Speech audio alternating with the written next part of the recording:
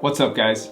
Today, I'm going to talk about why the Panasonic S1R is still relevant and among the best cameras out there. Let's get to it. There's a lot of things to love about the Panasonic S1R. I've had an amazing experience with it over the past year of using it as my primary camera, both for photography and for videography. It's really a great camera that I've come to love, and I'd love to share my experience with you guys about it and what I love about it from a realistic standpoint and what is actually important and good about this camera and what's maybe the few things I don't like as much. So let's get started talking about this camera. One of the first biggest things that stands out about this camera is it has a massive sensor resolution. So for photography, you're really not gonna get much better than this. Sitting at 47 megapixel sensor, you can really crop in any image that you hope to. But beyond that, if you're not looking to crop in images, which, not that I would recommend cropping images in most of the time anyways, you have such a high resolution to play with. So you can blow them up super big and they look nice and clean and crisp. In these two examples here, you can see of a ringneck pheasant that I took a picture of with my wildlife photography. You can see the amount of detail just in every feather on this image, and when I punch in, it still looks nice and clean and crisp. As well as this portrait I took of the merch that I just released about 2 weeks ago, you can see that even though when the shot zoomed out like this, I can get nice and close-up details all on my skin and the clothing and all of that good stuff, and it still looks fantastic. So ultimately, using a 47 megapixel sensor has been a dream for me in my experience with the Panasonic S1R. Now, beyond this, one of the biggest things I love about the Panasonic S1R is Panasonic's color space that you just get with all of their cameras. It just winds up being amazing, beautiful, vibrant and crisp colors. And Panasonic, that's one of the biggest reasons that I've stuck with them as a brand, is that their color space continues to be top of the line every year that they come out with new stuff. The Panasonic S1R definitely doesn't disappoint, and in their Panasonic lineup is definitely among the top 3 or 5 cameras out there in terms of their color space. Has an amazing color space, and it's so easy to color grade, color correct, and it just really just is the colors that I'm looking for in every situation. In these photos I took at Zion National Park, you can really see just the amazing colors it's able to pick out of the skies, out of the rocks, and just the dirt, and all of those beautiful colors combined together just give for a very authentic, natural looking photo, which I really love about Panasonic and their color space. Now, another really important thing for me is noise level in cameras. And I really love the noise level control in the Panasonic S1R specifically. Panasonic S1R does a great job of controlling noise for how high of a megapixel sensor it is. You expect maybe a little bit more noise to be in the Panasonic S1R than maybe some other types of cameras due to that fact. But for being a 47 megapixel sensor, it handles noise incredibly well, if not the best that I've ever seen out there. It really does a great job up to 1600 ISO of zero noise whatsoever. Once you start to hit 3200 ISO, you can notice a little bit of noise, but definitely nothing that will ruin any photo or any video by any means. As you can see in this music video that I shot a lot of these sequences in 1600, 3200 ISO, and even when shooting video, you really can't notice the noise levels in any of these shots. In photography and videography as well, if I need to, I'll even push it up to 6400 and feel like I'm not, sacrificing a horrible image quality in order to attain the shot. So I think that gives me a lot of comfort in a lot of situations, knowing that maybe my minimum f-stop is 2.8 in this scenario, or 4.0 depending on what lenses I'm using.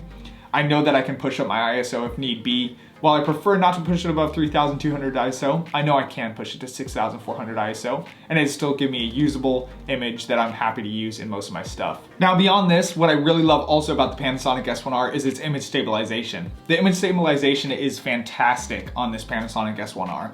Panasonic has just continued to deliver year after year on their mirrorless cameras, just great in-body image stabilization combined with the IBIS of their lenses. But if you take just even the image stabilization of the in-body camera itself, it winds up being incredible. In the same music video that I was showing earlier, for example, I shot a lot of these images without the stabilization built into the lens and purely out of the body. A lot of these shots were handheld as I was just doing simple sweeping motions or maybe slightly moving in, pushing and pulling the camera in, out, side to side. And I wound up getting very clean, very nice, very smooth looking images in a lot of these scenarios. So you can tell that the in-body image stabilization on this camera is just incredible and definitely up there with every other camera.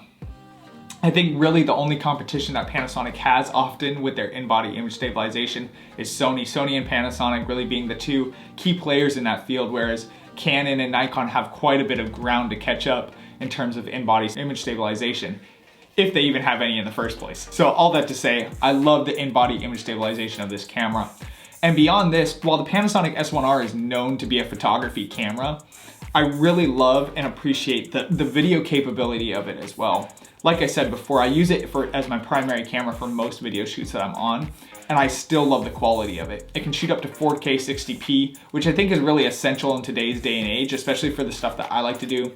Considering I like to do so much keyframing in and out and cropping in images and stuff like that, that 4K 60p is really essential to me, considering that I use so much space, so much resolution in a lot of my videos, and I need that adaptability. That way I'm not dipping down under 1080p in any scenario, as well as using 60 frames per second is essential because I shoot so many things in slow motion.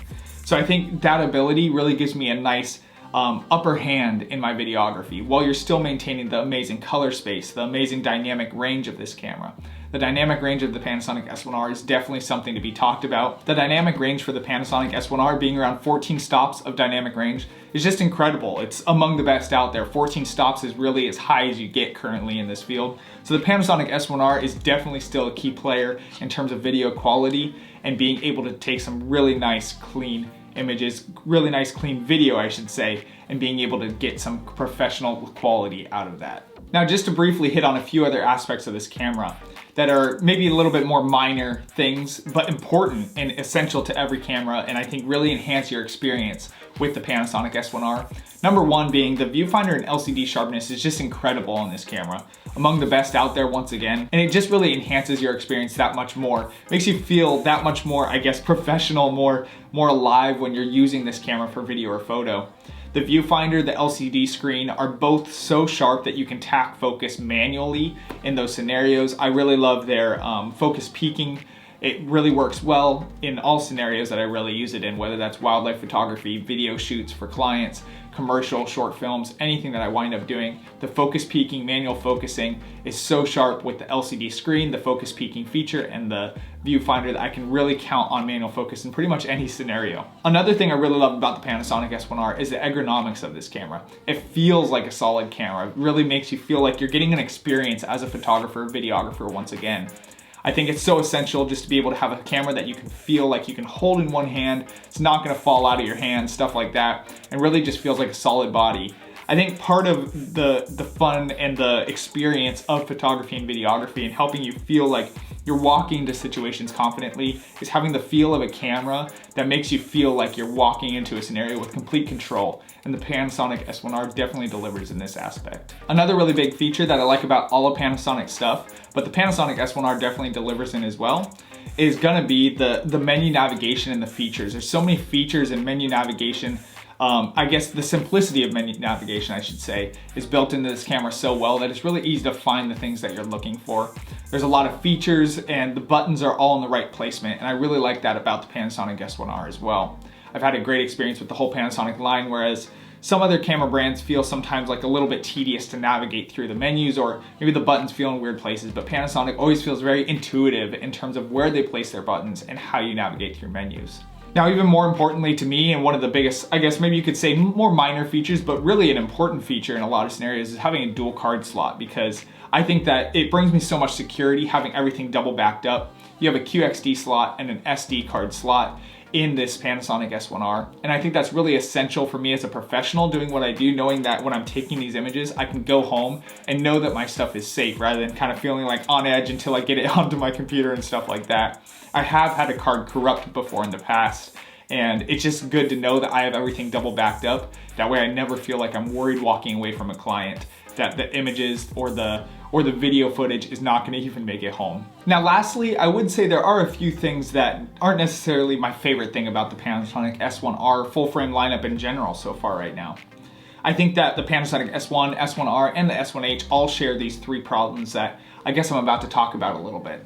One of them to me isn't really a problem, but some people may find it as is. A lot of Panasonic users come from a Micro Four Thirds background because if they've been with Panasonic for a while, and the weight of their full frame lineup that they currently have is just tremendously increased from their MFT lineup.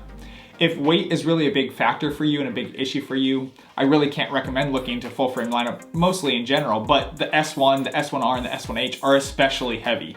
So if weight's a big factor for you, that's definitely a con about this camera. However, for me, and for the likes of me, I actually like a heavier camera. So while some people may find this as a con, I feel like it gives me a little bit more to feel in my hands, makes me feel a little bit more confident walking into things, makes me feel like I got a better grip on the camera. And so I like the weight of the camera personally. But moving on into a little bit more significant and important things, I think one of the biggest things about the Panasonic full frame lineup currently is that the lens selection is a little bit limited.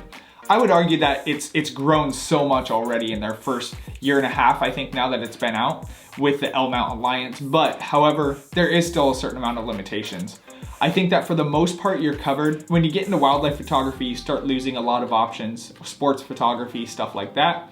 But I think for the most part, otherwise, you have a lot of really good options out there that I would say qualifies you to be in a professional lineup, a professional field.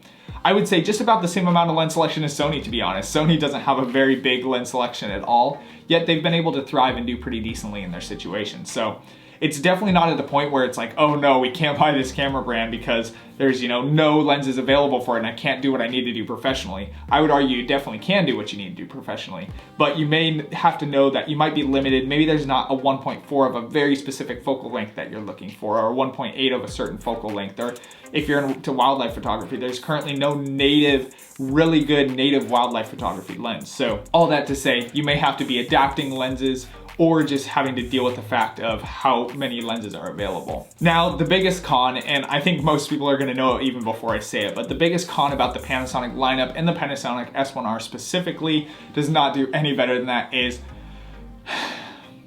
the autofocus. Panasonic still has not corrected their autofocus. They still insist that DFD is the way to go with autofocus, and all of us couldn't agree less. So Panasonic still has not improved in their autofocus capabilities. They still claim to have the same specs in many areas, but if we're looking at the camera realistically and how it performs in a daily basis, a lot of times it will miss focus on me. And I say a lot of times. And that's why I've come to adjust to being a manual focus shooter, is because I am a diehard Panasonic fan, because I love their color space, like I mentioned before. I love the ergonomics of their camera. Their color space and their ergonomics alone are the reasons why I don't go with Sony, because Sony is horrible in those two areas. But Panasonic is amazing. And so I love Panasonic cameras. I love how they listen to consumers for the most part, and they, for the most part, adjust to what the consumers want, but for some reason they just haven't adjusted to this autofocus request that all of us have. I mean, come on, Panasonic, like, get out of the cave. This is 2021. This isn't 2020 anymore. But all that to say, their autofocus really hasn't improved very much. So if autofocus is very important and very key to you, this may not be the camera for you. However, if you're a manual focus shooter like me, because I've come to learn to appreciate and enjoy manual focus, and come to realize that in a lot of situations, if we're honest with ourselves, autofocus won't be reliable 100% with any camera. And I don't ever want to put myself in a situation where I'm relying on something that I don't know if it worked. Even if it's a 1% doubt in my head, I don't want to rely on that. So I love manual focus. I'm a manual focus shooter. And so for me, the autofocus isn't enough to deter me away from this brand. All that being said, hope you guys liked today's video. If you enjoyed today's video, please don't forget to hit subscribe below. Helps me out, helps me grow the channel from the ground up. This is a brand new channel for me. Only been doing it about 2 weeks now, so hoping you guys are liking the content. If you guys like my review of the Panasonic S1R and are debating buying it for yourselves, make sure to definitely go check it out below with my affiliate link. Helps me out, helps me grow this channel, keep it going. And I appreciate all you guys' support in that area. If you like camera reviews like this, make sure you hit the notification bell below. That way you're notified anytime I release a new video. Hit that like button, give me a like, and I can't wait to see you guys next time.